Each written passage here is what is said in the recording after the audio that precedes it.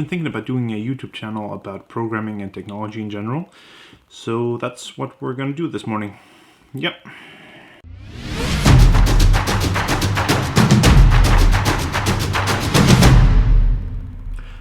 So something fairly interesting happened this week. We had an announcement that would cause our site to have slightly more traffic. We didn't know exactly how much more traffic, but I was called and informed about this, and I said, sure, we should be able to handle it. But no. The problem was with threading. A CPU has a certain amount of threads it can delegate. When a user comes in, we do a lot of things. We do handshake with the browser, saying that fine, this is a signal R connection. Delegate some data back and forth. So the connection is instantaneous, but the handshake will take a while to establish. The problem is when about 4,000 people constantly hit refresh on the site, you're delegating or you're sending out more and more threads to do different tasks, and you're basically DDoSing. The site became unresponsive. So I jumped onto the dashboard to check the statistics, how the traffic in and out of the server was, the data. That's a lot of data transfer. And when I looked at how many requests we got, it was enormous. A lot.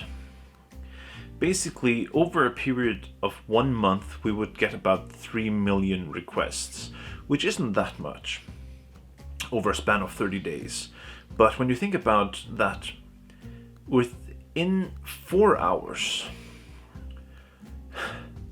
within those 4 hours was 1 million requests, which put a lot of strain on the server. I saw that the CPU was taxing a bit. It was swinging from 90 to 100%. So I upped the server. Basically, I scaled it vertically. And now it seemed to be running fine, at least CPU wise. We didn't reach more than 50% of the CPU, or 60 maybe at some point. But there was, room to grow. Yet the site was still unresponsive. It then dawned on me that we're running a single machine, and with over 1 million requests that hour, or at least, about 800,000 that hour, that's a lot of requests. We're basically running a DDoS attack on a server. So we have to put it behind a load balancer. And to put it behind a load balancer, we'll probably need multiple instances in the back. There were some minor disadvantages with the architecture, but those flaws were really minor. It took me about 1 or 2 hours to correct the issue. Basically, we had some web jobs running every 15 minutes.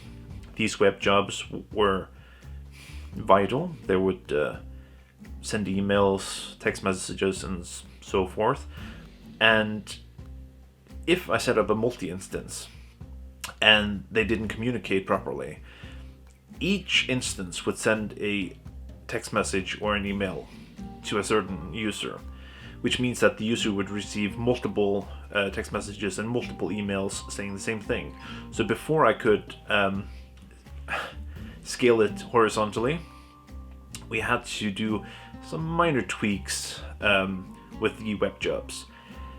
After about 2 hours, I managed to fix the issue with web jobs and put it behind a load balancer. And the load balancer will then delegate the traffic between the multiple instances. We don't even have the numbers for this.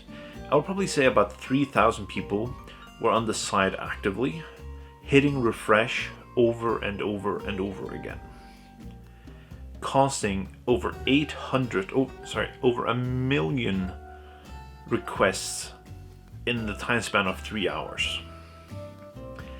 That means that people were impatient and frustrated with the site being down.